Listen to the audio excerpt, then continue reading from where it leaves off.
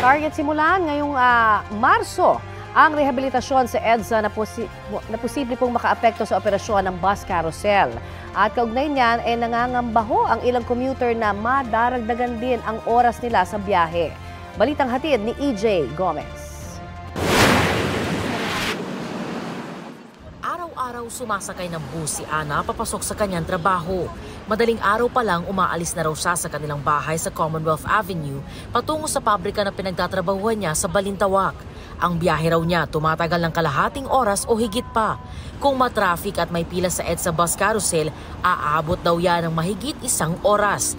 Kung sisimulan ng isara ang bus lane para magbigay daan sa EDSA rehabilitation, baka raw abutin pa ng 1.5 oras ang kanyang arawang biyahe.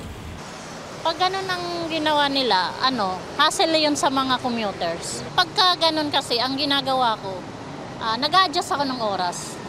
Aagahan? Yes po. Ano po? Inaagahan ko po ng alis sa bahay. Apektado rin daw ng magiging EDSA rehab ang biyahe ng security guard na si Rene na sumasakay ng bus mula Quezon Avenue patungong Cubao para kumuha ng sahod kada cut-off. Masyado na siguro magulo sa daanan at matraffic na kasi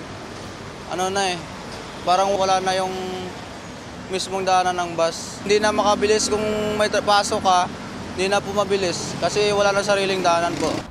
Ayon sa DPWH, ngayong Marso, target simula ng EDSA rehabilitation. Gagawin ang rehabilitasyon sa isang northbound at 15 southbound segments ng EDSA. Patitibayin daw ng pamahalaan ng road riding surface, pavement durability at kabuuang safety ng mga commuter. Abot sa 7.3 bilyong piso ang kinakailangang pondo para sa EDSA rehabilitation. Hindi ako sure na masosolusyonan yung traffic. Kasi crowded na. Sobrang dami ng sasakyan. EJ Gomez, nagbabalita para sa GMA Integrated News.